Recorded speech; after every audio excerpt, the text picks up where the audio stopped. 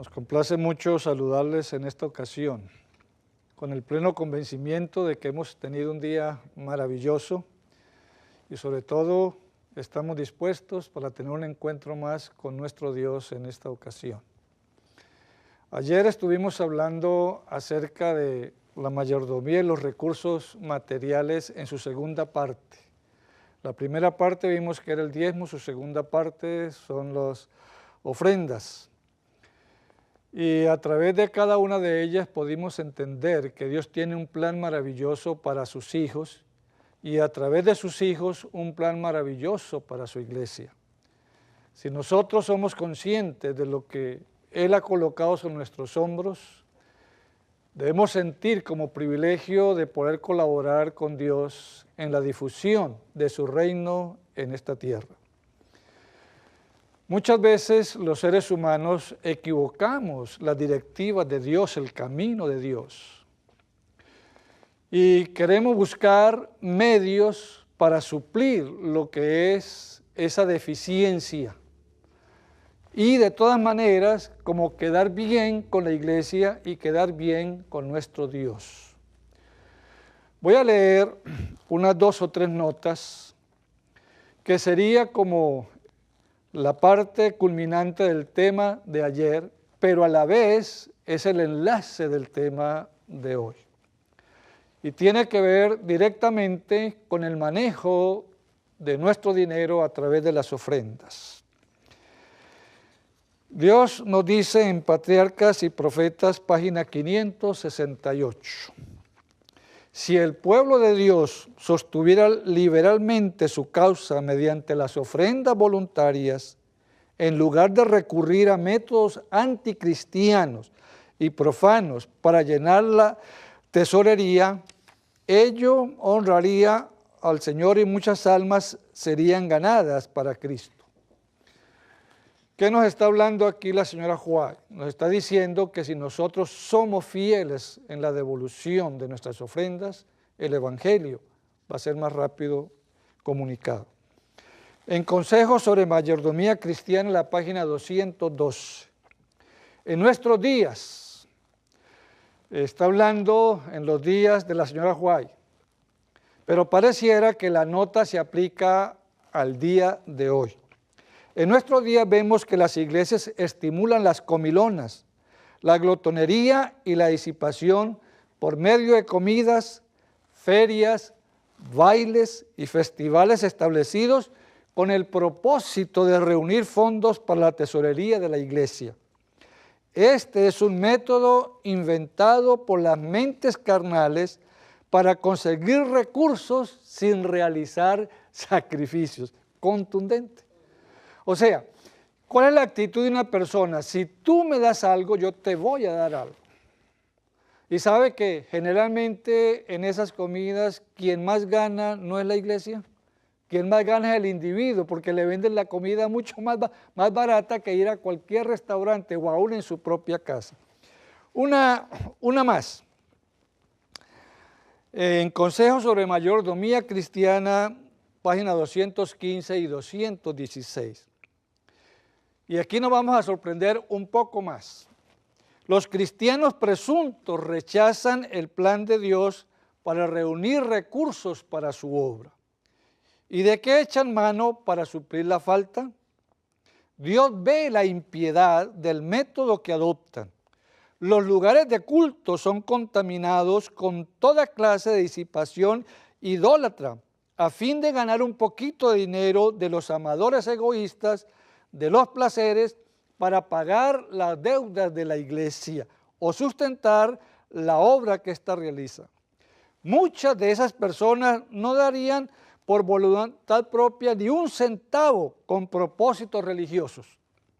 ¿Dónde en las instrucciones das a Dios para el sostén de su obra encontramos mención alguna acerca de tómbolas de beneficencia, conciertos, ventas de caridad y otros entretenimientos similares? ¿Debe la causa de Dios depender precisamente de las cosas que Él ha prohibido en su palabra, de esas cosas que apartan la mente de Dios, de la sobriedad, la piedad y la santidad. Es muy diciente lo que la hermana Juay habla para nosotros. Y yo creo que ella lo habla de esa manera porque quiere que seamos convencidos de corazón y no que usemos los métodos que el mundo usa, porque estamos entonces como iglesia y como individuos no dependiendo de la voluntad divina, no dependiendo del amor de Dios, no dependiendo del poder de Dios, sino dependiendo de la naturaleza humana. Y la naturaleza humana de por sí es netamente egoísta. Por eso, en esta noche vamos a hablar de la mayordomía que cumple la divinidad. Eso parece contradictorio, porque hemos venido estableciendo hasta este momento de que Dios es dueño y que Él exige y que Él pide, pero que Él nos ha dado y nosotros administramos y nos convertimos en mayordomos de su gracia y de su bondad. Pero pensar que la divinidad cumple también el propósito de mayordomía pareciera que no cabe en nuestra mente. ¿Por qué? Por una sencilla razón, porque no estamos habituados a hacer el papel de mayordomos. Queremos tener el papel de propietarios. Hemos leído acerca de Dios, que Él es preexistente, que Él es creador, pero casi nunca pensamos de que Él es sustentador. Y si Él es sustentador, ¿qué significa eso? Que Él está haciendo una labor, que Él está haciendo un trabajo, y ese trabajo lo está haciendo ¿para quién? Lo está haciendo para cada uno de nosotros. ¿Cómo presenta la Sagrada Escritura a la divinidad? La presenta como una unidad. Y particularmente la primera carta de Juan, el capítulo 4 y el versículo número 8, nos define quién es Dios. No encontramos una definición, dice Dios es esto, aquello y lo otro. Sin embargo, Juan se atreve a dar una definición de Dios y dice, Dios es amor. Ahora, cuando hablamos de Dios, acuérdense que estamos hablando no de un individuo o de una persona, estamos hablando de tres seres divinos que hacen una unidad. Y cuando decimos en 1 Juan 4:8, Dios es amor, la Biblia tiene que mostrarnos a nosotros que el Padre es amor, que Cristo es amor y que el Espíritu Santo es amor. Si no es así, entonces no vamos a encontrar unidad y vamos a tener algunos méritos para hacer algunos reproches a las exigencias de nuestro Dios. Por ejemplo, en 1 Juan 3:1 nos muestra que el amor del Padre es para con todas las personas sin excepción. En Efesios 3:19 habla acerca del amor de nuestro Señor Jesucristo y dice que todos deberíamos ser llenos de ese amor. Y en Romanos 15:30 es interesante este versículo porque reúne al Padre, al Hijo y al Espíritu Santo, pero a la vez hace un énfasis en el Espíritu Santo, mostrando que el Espíritu Santo viene a nuestro auxilio. Y en esas circunstancias Pablo ora, dice, yo quiero que ustedes oren para que el Espíritu Santo venga en mi auxilio, venga en mi ayuda. Así que, ¿cómo actúan? Es la pregunta, ¿cómo actúan los tres, Padre, Hijo y Espíritu Santo? Vamos a leer dos versículos del mismo autor en diferente libro. Vamos a hablar, en primer lugar, en el libro de Apocalipsis, el capítulo número 1 y el versículo número 1. Y después Vamos a repetir, no digo leer porque lo sabemos de memoria, pero podríamos también leerle Juan 14, 16. ¿Qué dice Apocalipsis capítulo 1 y el versículo número 1? Es muy importante para nosotros. Dice de la siguiente manera: la revelación de Jesucristo que Dios le dio para manifestar a sus siervos las cosas que deben suceder pronto, y las declaró enviándolos por medio de su ángel a su siervo Juan. Y leamos de una vez San Juan, capítulo 14 y el versículo número 16. Es muy cortico. Y yo rogaré al Padre y dará ¿qué? Y dará otro consolador.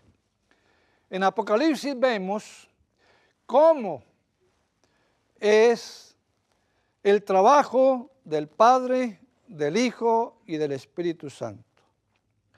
Entonces dice, el Padre da una revelación al Hijo. El Hijo recibe la revelación, trabaja, como lo vamos a ver ahora, con lo que ha recibido el encargo de su Padre. Una vez que el Hijo ha cumplido con el cometido de Dios, como dice allá en San Juan 17, en esa oración sacerdotal de Jesús: Padre, he acabado la obra que me diste que hiciese. Y ahora, cuando ya Jesús ha consumado su trabajo, ha garantizado nuestra salvación, ha garantizado la eternidad para cada uno de nosotros, entonces, para dar paz, consuelo, esperanza a sus discípulos y por trascendencia a su iglesia, dice, yo rogaré al Padre y dará otro consolador. Hay dos palabras para otro en el griego. Una es heteros. Heteros es otra persona que significa que es completamente diferente.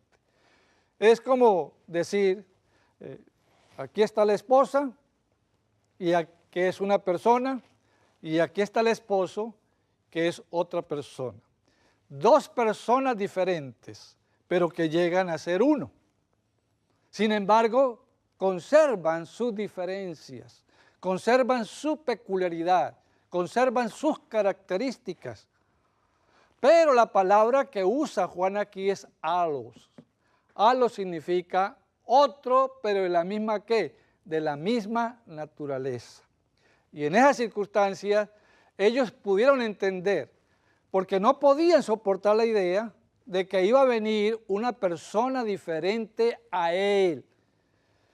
Ellos se habían encariñado con Jesús, habían entendido la voluntad de él para con ellos, las esperanzas que había abierto para ellos a través de todo su ministerio. Y ahora le dice, bueno, indefectiblemente, el Padre me dio un encargo, ya cumplí con el encargo, yo tengo que regresar y decirle al Padre, Padre, he cumplido con lo que tú me diste. Pero no se preocupen, porque yo voy a enviar otro ¿qué? Otro consolador. Y entonces, ¿qué es lo que vemos? El Padre con sus directivas, las directivas transmitidas al Hijo, el Hijo las cumple y ahora encarga ¿a quién? Al Espíritu Santo. Pero todo se hace en una unidad. La situación es por qué tenemos que decir Padre en una circunstancia, Hijo en otra circunstancia y Espíritu Santo en otra circunstancia, para que nosotros podamos humanamente entender los principios que Dios tiene para nuestro propio beneficio. ¿Cómo cumple la divinidad la mayordomía? Ya hemos visto que los seres humanos, los que somos criaturas, Dios dejó directivas Y hagamos un pequeño repaso de lo que hemos estado analizando hasta este momento.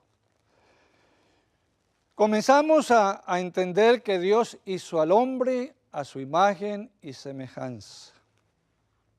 Y entonces colocó en el hombre los elementos constituyentes de una personalidad, de una persona. Y entonces hemos venido hablando y hablamos de las 4 T de la mayordomía en el hombre. Hablamos del cuerpo como un templo, hablamos de la mente como los talentos,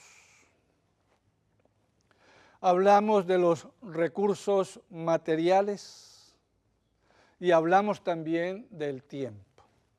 Ahora, quiero decirles, yo les dije que esa era la T a la 4ª potencia. La divinidad cumple con unos regulamentos que tiene que ver en la misma circunstancia. Y es interesante notar cómo la Biblia nos presenta a nosotros cómo cumplen ellos la mayordomía. Con ellos la mayordomía no se da con la T, con ellos la mayordomía se da con la R. Y también es a la 4ª potencia. Qué interesante, veámoslo. En San Juan 15, 19, vamos a encontrar la primera. Yo la voy a mencionar, no tenemos tiempo para hablar de cada una de ellas. Cada una de ellas daría un tema.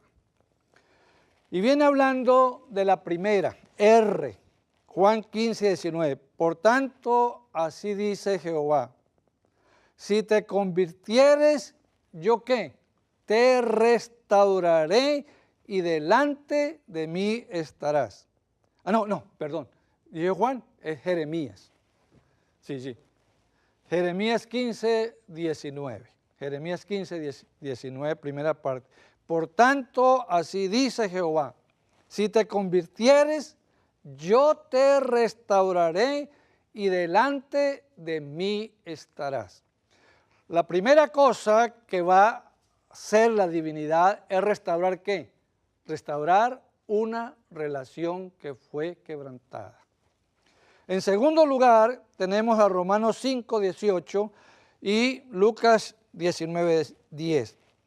Así que si por la transgresión de uno vino la condenación a todos los hombres, de la misma manera por la justicia de uno vino a todos los hombres la justificación de la vida. Porque el Hijo del Hombre vino a buscar y a salvar lo que se había perdido. Y ahí tenemos el número 2, recuperar. Una de las funciones que está cumpliendo en la actualidad lo que es la divinidad. En Efesios 1, 3 y Tito 2, dicen, quien tenemos redención por su sangre. Quien tenemos redención por su sangre. La tercera, redimir. Y la cuarta la encontramos en San Mateo capítulo 1, 21. Y dará a luz un hijo, y llamará su nombre Jesús, porque él salvará a su pueblo de sus pecados. En otras versiones, la palabra salvar está colocada, en vez de ella está rescatar. Entonces, ¿en qué consiste la gran mayordomía de la divinidad? Consiste en restaurar, recuperar, redimir y rescatar. Así que es un trabajo que demanda mucha sabiduría, demanda mucha paciencia y de todo y sobre todas las cosas demanda un amor inconmensurable. Veamos un poco acerca de cómo es que actúa el Padre como mayordomo. Vamos al Evangelio de San Juan, capítulo 5, y vamos a leer 2 versículos, el 17 y el 19. San Juan, capítulo número 5, versículos 17 y 19. Y dice así, Y Jesús le respondió. Está hablando de una curación en el día de sábado. Y tenemos 7 curaciones que Jesús hizo en el día de sábado. Y siempre fue recriminado porque Él estaba quebrantando el sábado. Entonces Jesús le responde a sus acusadores.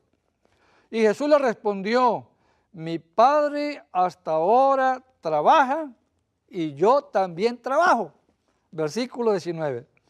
Respondiendo entonces Jesús y les dijo, de cierto digo, no puede el Hijo hacer nada por sí mismo, sino lo que ve hacer al Padre, porque todo lo que el Padre hace, también lo hace el Hijo igualmente.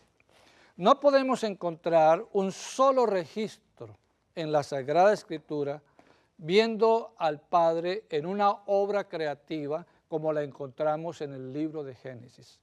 No existe.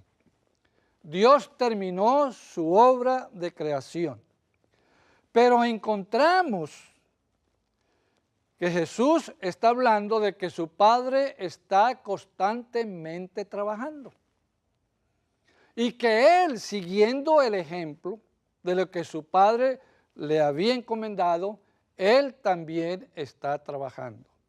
Ahora, la pregunta es, ¿Él está trabajando en qué día está hablando ahí? Está hablando en el día sábado.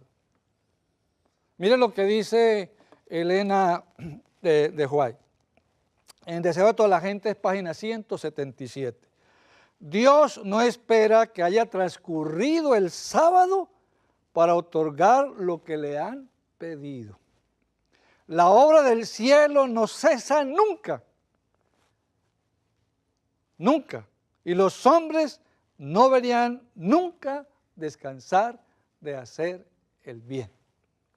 Por eso, San Mateo capítulo 5 y el versículo 45 expresa que Dios hace que el sol salga sobre todo tipo de persona, sea una persona confiable o no confiable, sea buena o no sea buena. Dios cumple, ya vimos, ¿cierto?, que Él es propietario, que Él es creador, pero que a la vez es sustentador. ¿Qué sucediera en todo el universo si Jesús dijera, el sábado es mi día, el sábado no se trabaja, el sábado, como el mandamiento lo dice, es reposo para Jehová? Todo acabara, y Elena White lo confirma, nunca deja de trabajar, nunca cesa de trabajar, pero siempre trabaja ¿en qué? Siempre trabaja en un bien, en un beneficio para el individuo. No son caprichos.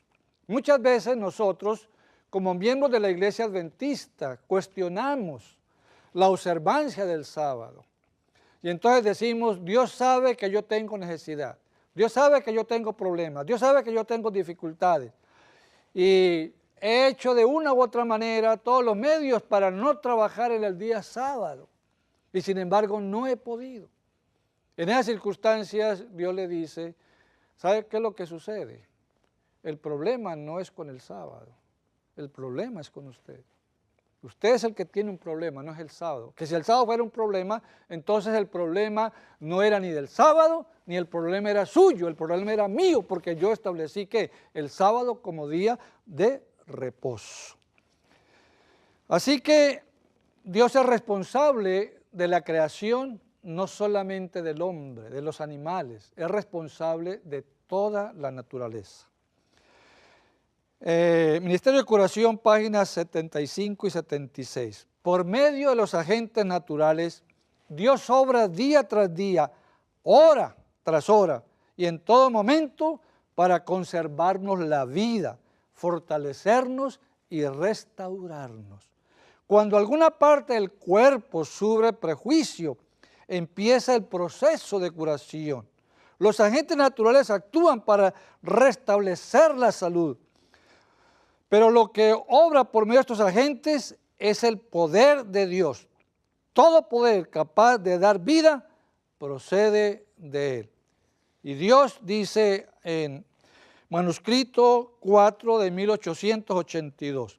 Dios está perpetuamente en acción en la naturaleza. Tremendo. Perpetuamente. Ella es su sierva, la naturaleza. La dirige como Él quiere.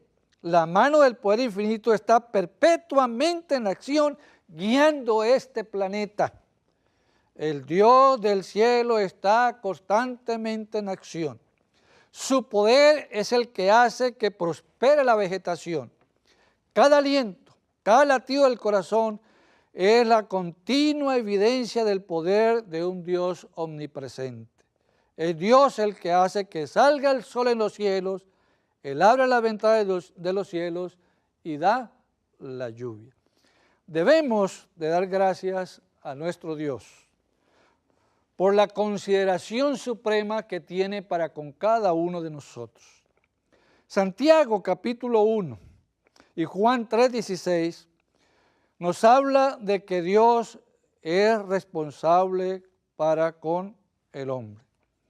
Si alguno de vosotros tiene falta de sabiduría, pídala a quién, a Dios, el cual da a todos abundantemente, sin reproche, y le será ¿qué? Y le será otorgado, le será otorgado. Si algunas cosas que son imprescindibles en nuestra vida, pero no acontecen, es porque yo no le he dado la oportunidad a Dios de que Él actúe en mi favor. ¿Qué nos enseña todo esto? De que Dios el Padre no es egoísta. ¿Qué característica suprema tiene Dios para eso? Vamos a leerlo, El deseo de toda la gente, es página 21. Mirando a Jesús, vemos que la gloria de nuestro Dios consiste en dar. ¿No suena eso en lo que hemos hablado anteriormente acerca de la mayordomía del hombre? Que de lo recibido el hombre devuelve, el hombre da. Y dice que mirando a Jesús vemos que la gloria de nuestro Dios consiste en dar. Cristo recibió todas las cosas de Dios, pero las recibió para darlas. Así que debemos seguir nosotros el ejemplo de nuestro Padre en lo que concierne a la dadivosidad. Da generosamente. En otras palabras, ningún ser humano puede recriminar a Dios por una falta para consigo mismo, para con Él. ¿Qué significa eso? Significa de que Dios tiene la provisión para toda circunstancia buena o adversa que se presente en la vida. Si nosotros no disfrutamos de eso, es porque nosotros estamos siendo infieles en la mayordomía. Pero Dios sigue dando y Él sigue siendo fiel en la mayordomía. Dejemos un poco a un lado la parte de nuestro Dios y adentrémonos un poco en la parte de la mayordomía de nuestro Señor Jesucristo. En San Juan capítulo 5 y el versículo 36 leemos de la siguiente manera: mas yo tengo mayor testimonio que el de Juan, porque las obras que el Padre me dio para que cumpliese, las mismas obras que yo hago, dan testimonio de mí que el Padre me ha enviado. Ese versículo es el versículo por excelencia que nos habla acerca de que el Señor Jesús es un mayordomo, en el hecho que Él recibe un encargo, cumple con ese encargo, y entonces Él siente satisfacción de haber cumplido con la mayordomía delante del Padre y delante del universo. Página, desea toda la gente, es página 565. En el don de Jesús, Dios dio el cielo entero. Ahora, es interesante que en Génesis 1 dice que Dios creó al hombre, hizo todo, los animales, las plantas, todo lo que había. Y entonces solamente pensamos de que Dios nos dio solamente lo que está aquí. Pero dice Elena White que en el don de Jesús dio el cielo entero. Hay otro tema que quizás en otra oportunidad lo tratemos, la mayordomía de los ángeles. Desde el punto de vista humano, tal sacrificio era un derroche desenfrenado para el raciocinio humano. Todo el plan de la salvación es un derroche de mercedes y recursos. Cuando hablamos de derroche, ¿cierto? A veces es una palabra que como si la usáramos para Jesús y para Dios, como que no es muy conveniente. Porque cuando hablamos de derrochar, ¿significa qué? De que estamos gastando más allá de las posibilidades. Ahora, ¿qué es lo que está diciendo? Que Dios nos está dando más allá de nuestras posibilidades. Que no tenemos el por qué nosotros sentirnos completamente menoscabados. Jesús aceptó la gran comisión de ser un mayordomo a pesar de las consecuencias. ¿Qué significa eso? Significa que Jesús no solamente vino como el Hijo de Dios, sino que se convirtió en el Hijo del Hombre también. Y al convertirse en el Hijo del Hombre, tenía que cumplir con una misión que le iba a costar un sacrificio, el sacrificio del mismo. Y ya vimos anoche que Jesús se dio ¿qué? En sacrificio vivo, y por eso nosotros tenemos que darnos también ¿qué? En sacrificio vivo. En otras palabras, el Padre, el Hijo y el Espíritu Santo, su gran mayordomía está centralizada en lo que es el plan de la salvación para la raza humana. Así que Jesús aceptó todas las directivas divinas. Juan 6:38, porque he descendido del cielo no para hacer mi voluntad, sino la voluntad del que me envió. Hay una nota que es extraordinaria en el libro Ministerio de Curación, página 380, y dice de la siguiente manera, Cristo en su vida terrenal. Ahora miren lo que Cristo hacía como mayordomo. Cristo en su vida terrenal no se trazó planes personales. Ahora, ¿qué significa eso? Que Él actuaba sin algo que no merecía ser hecho, que estaba haciendo las cosas por llenar espacio y tiempo. No, mire lo que sigue diciendo. Cristo en su vida terrenal no se trazó planes personales. Aquí vamos a entender mejor la mayordomía de nosotros a través de la mayordomía del Padre, del Hijo y del Espíritu Santo. Aceptó los planes de Dios para él, con la cual ha sido el problema en la mayordomía de nosotros como seres humanos. Al ser responsables ante Dios, nos cuesta trabajo aceptar los planes de Dios para una vida llena de bendiciones. Y día tras día, dice, aquí está lo importante, y día tras día el Padre se las revelaba. Así deberíamos nosotros también depender de Dios para que nuestras vidas fueran sencillamente el desenvolvimiento de su voluntad.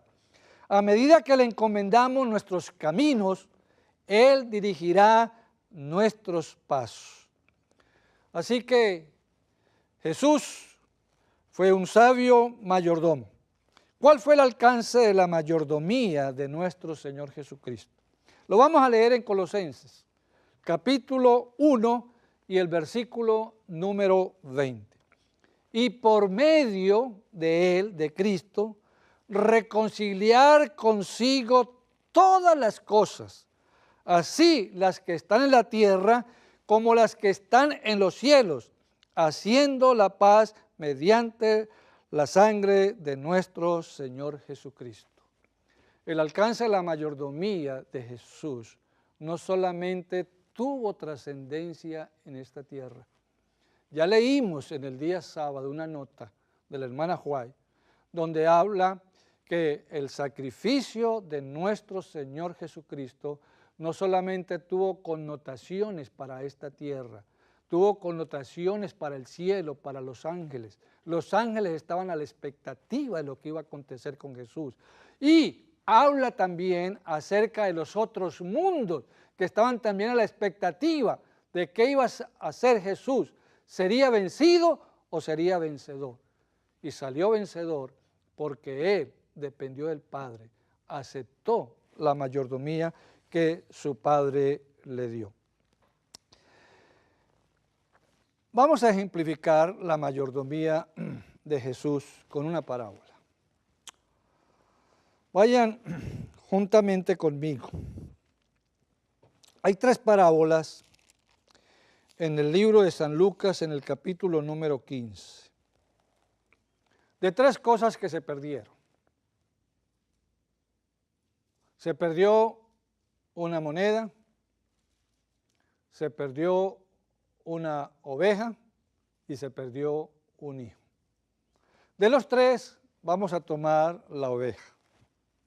La oveja. La moneda no tiene conciencia de estar perdida. La oveja se pierde y no sabe cómo regresar. El hijo se pierde por su propia voluntad y sabía cómo regresar, y menos mal que la parábola muestra de que él supo regresar. ¿Cuál es la estructura de esa parábola? Tenemos una tragedia por una pérdida. Tenemos la diligencia de alguien que busca a eso que se había perdido, y tenemos el gozo del encuentro. Así que en esta ocasión de la oveja perdida, usted vemos que Jesús, cuando le hacía frente, por ejemplo, le hizo frente a Satanás, y le hacía frente también a sus enemigos, particularmente escribas y fariseos, Dios tenía una respuesta teológica para ellos. ¿Qué significa eso?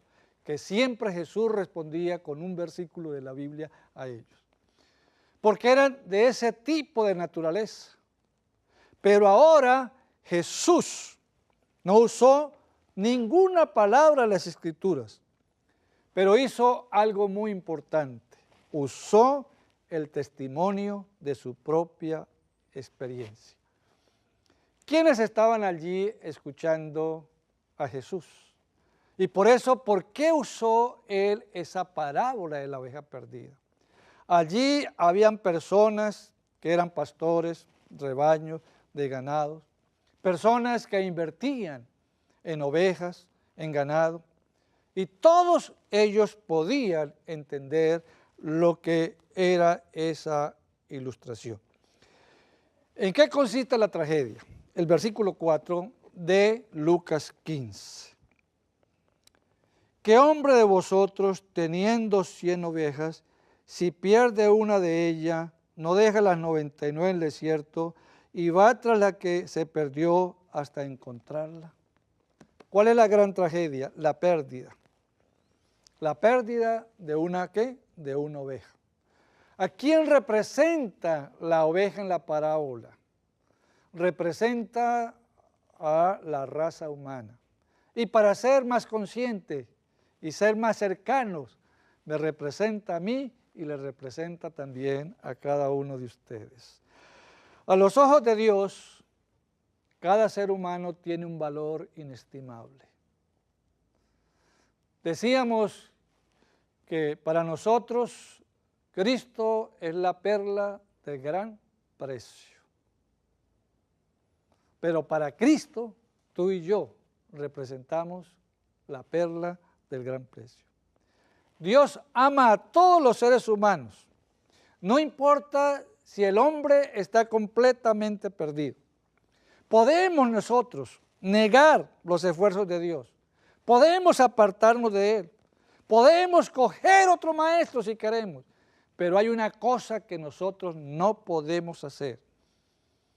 No podemos hacer para con el Padre, para con el Hijo y el Espíritu Santo, de que nosotros le pertenecemos a Él, de que todavía somos de quién, de que todavía somos de Él.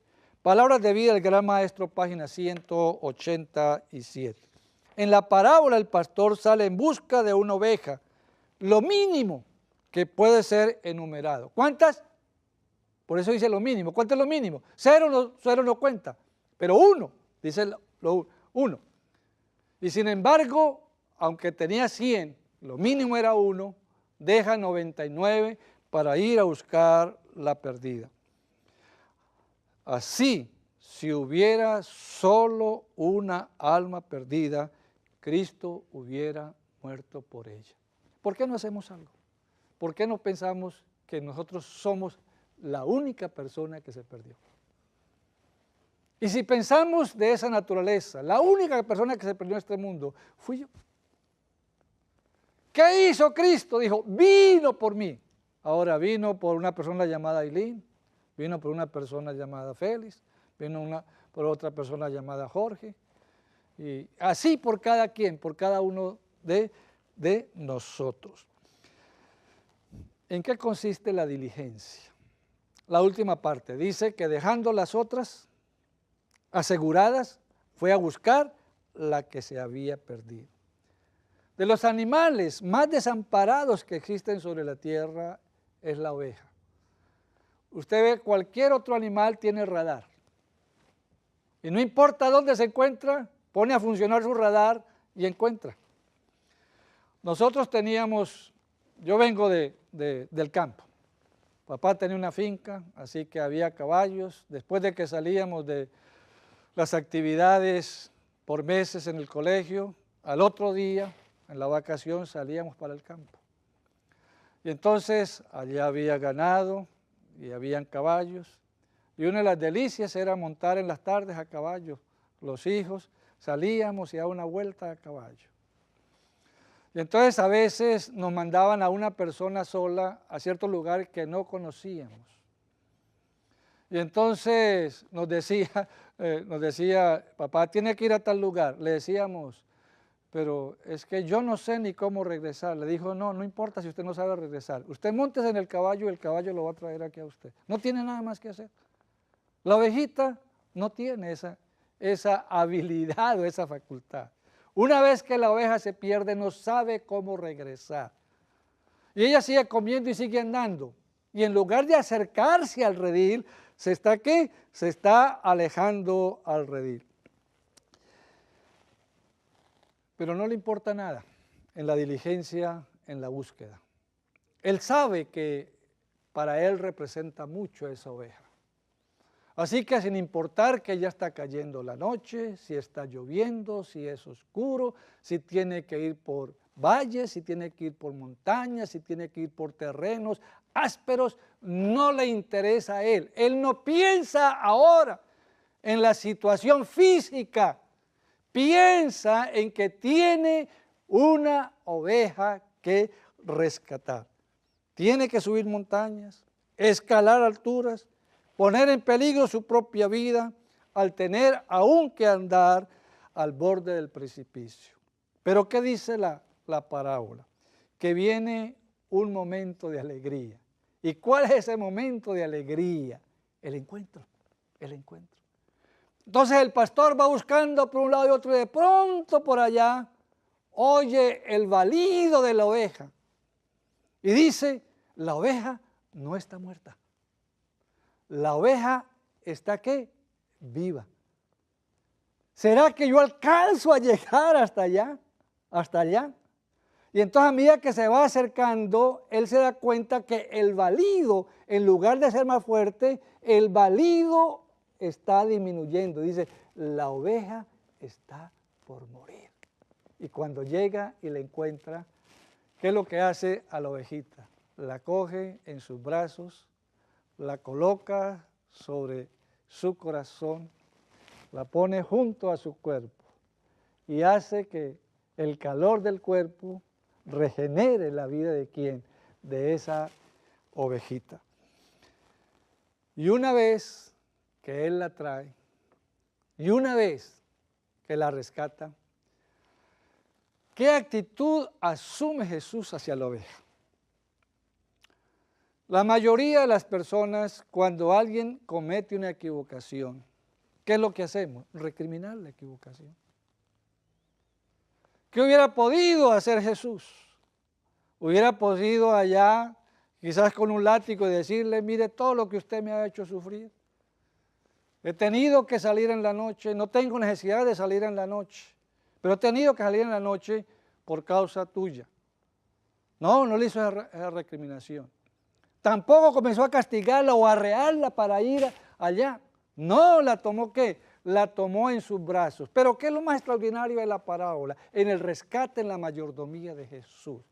Que una vez que la ha traído nuevamente al hogar, reúne a sus amigos y se pone a contarle la historia y no solamente eso, sino que la parábola dice, y comienzan ¿qué? Comienzan a cantar porque hay gozo en el corazón por el rescate de una persona.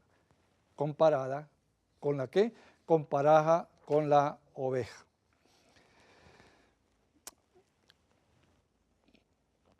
Todo pecador, palabra de vida, página 191. Todo pecador que Cristo salvó, es llamado a actuar en su nombre para salvación de los perdidos. Cuando Dios nos rescata a nosotros a través del trabajo de nuestro Señor Jesucristo, espera que ese rescate sea un aliciente para salir a rescatar a otros. Esa obra fue descuidada en Israel. No es también descuidada por lo que los que profesan ser seguidores de Cristo. Y en la página 191 también el siguiente párrafo. Muchas almas descienden a las ruinas por la falta de una mano extendida para salvarlos. La mayordomía tiene que enseñarnos a nosotros el gran tema del sacrificio personal. ¿Con qué podemos nosotros comparar las exigencias que Dios hace para nosotros a través de lo que Él hace para con cada uno de nosotros? ¿Con qué podemos comparar lo que yo como mayordomo creo? Señor, tú me estás exigiendo mucho. Y cada vez que un mal pensamiento de tal naturaleza venga a nuestra mente, tenemos que hablar y tenemos que pensar en el gran sacrificio de Cristo, que no se puso a pensar en el valor o el riesgo que estaba corriendo, sino que confió en que su Padre le iba a ayudar día tras día. Tenemos que aprender a confiar de esa forma en nuestro Señor Jesucristo. ¿Cómo vamos a demostrarlo? Siguiendo las directivas que Dios ha trazado para nuestra existencia. Por eso, en la página 195, el deseo de toda la gente, Serena White dice, cada verdadero discípulo nace en el reino de Dios como un misionero. Veamos un poco acerca de la mayordomía del Espíritu Santo.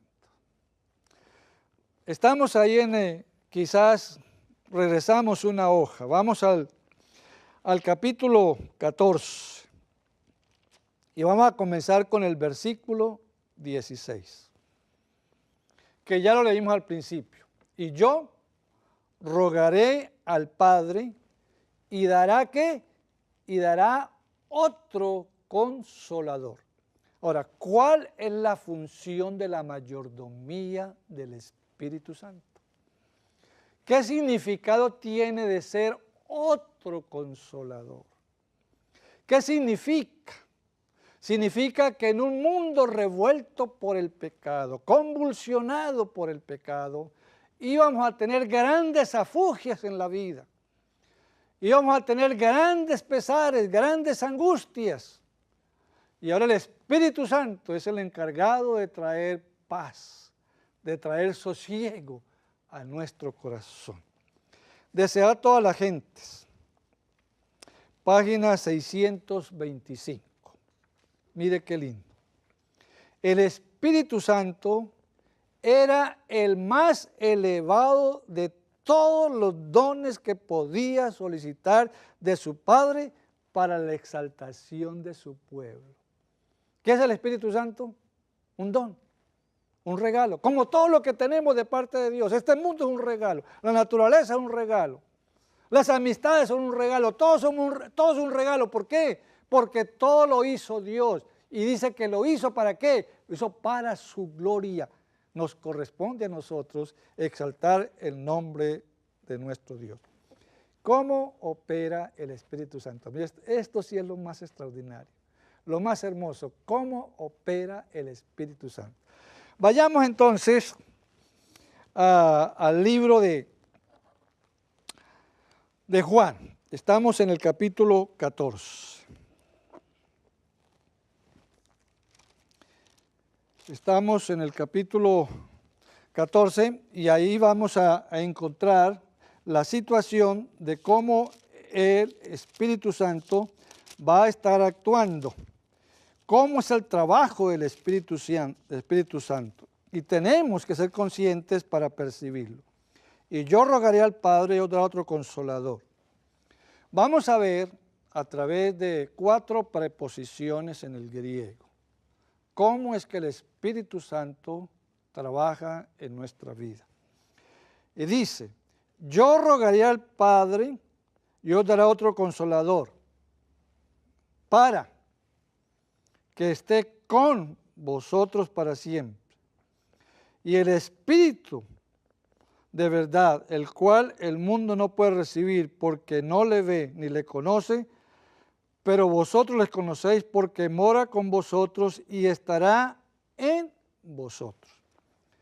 Ahí en esos 2 versículos encontramos 3 preposiciones que nos indican cuál es la función del Espíritu Santo para nuestra existencia, para nuestra vida. Lo primero que dice, vayamos nuevamente al 17, y el Espíritu de verdad, el cual el mundo no puede, 16, y yo rogaré al Padre y os dará otro consolador para. ¿Qué significa la preposición para? La preposición para significa uno que está colocado al lado de otro. De ahí viene Paracletos, que es el Espíritu Santo. Es uno que ha sido llamado, ¿cierto? ¿Para estar con quién? Para estar con cada ser humano. Para estar, ¿qué? Estar al lado, uno que está al lado de otra persona. ¿Qué significa eso? Que en nuestras situaciones, en nuestra vida cotidiana, pasamos por diferentes situaciones, algunas de ellas que no quisiéramos que nunca pasaran. Y a veces queremos que los seres humanos nos consuelen y lamentablemente muchos a veces en lugar de consolarnos lo que hacen es afligirnos más. Pero el Espíritu Santo está hecho para que estemos juntamente con Él. Pero dice, sigue diciendo, para, ¿cierto? Para que esté con vosotros. Ahora, ¿qué es con vosotros? Significa junto con, junto con. Ahora, no solamente está a nuestro lado. Aún yo puedo tenerlo al lado y no percibirlo, como nos sucede a veces entre personas. Y a veces les hacen el reclamo, oiga, no faltó sino que me atropellara, y yo no te pude observar. ¿Cómo así? Sí, tú estabas ahí. Bueno, estaba al lado nuestro, pero no nos dimos cuenta. Entonces, para tomar conciencia, Dios ha dejado que el Espíritu Santo esté con nosotros. Ahora, cuando estamos con nosotros, significa que cuando voy con, por ejemplo, el esposo y la esposa, ir de gancho, están el uno con quien, están el uno con el otro. Es una de las funciones del Espíritu Santo. Y después sigue diciendo la tercera preposición. Dice, mora con vosotros y estará en vosotros. ¿Qué significa la preposición en? Significa dentro de. dentro de. Entonces veamos, si yo le permito al Espíritu Santo estar a mi lado, esa influencia me va a llevar a que esté conmigo. Pero no es suficiente de que Él esté conmigo. Lo importante es que Él esté dentro de mí. Ahora, ¿qué significa eso? Si Él está dentro de mí, ya no soy yo el que estoy actuando. ¿Es quién? Es el Espíritu Santo a través de mí. Y un versículo para entender, que no está ahí, para entenderlo, la cuarta preposición está en el libro a los Romanos. El capítulo 8 y el versículo número 11. Romanos capítulo 8 y versículo número 11. Y dice así, y si el Espíritu de aquel que levantó de los muertos a Jesús mora en vosotros, el que levantó de los muertos a Cristo Jesús vivificará también vuestros cuerpos mortales por su Espíritu que mora en vosotros. Por. La preposición por significa día. O sea, no significa, es día en griego. Y significa en lugar de. ¿Sabe cuál ha sido el problema con nosotros como seres humanos? ¿Por qué tenemos que estarnos arrepintiendo constantemente de mis acciones? En primer lugar, porque a veces no me gusta la compañía de la divinidad. Otras veces la acepto. Y aún le digo, ven a mi lado, ven conmigo. Pero lo importante no es que esté, ¿cierto?, a nuestro lado, juntamente con nosotros, dentro de nosotros, sino que esté por nosotros. Y si permitimos que eso acontezca en nuestra vida, mis apreciados hermanos, estamos permitiéndole que la gran mayordomía de la divinidad sea una realidad en nuestra vida. Y si eso es una realidad en nuestra vida, no nos va a costar ni un solo trabajo para aceptar la mayordomía que yo tengo que desarrollar para la raza humana y para Dios. El Señor nos bendiga. Y que seamos seguidores del plan de la mayordomía de Dios.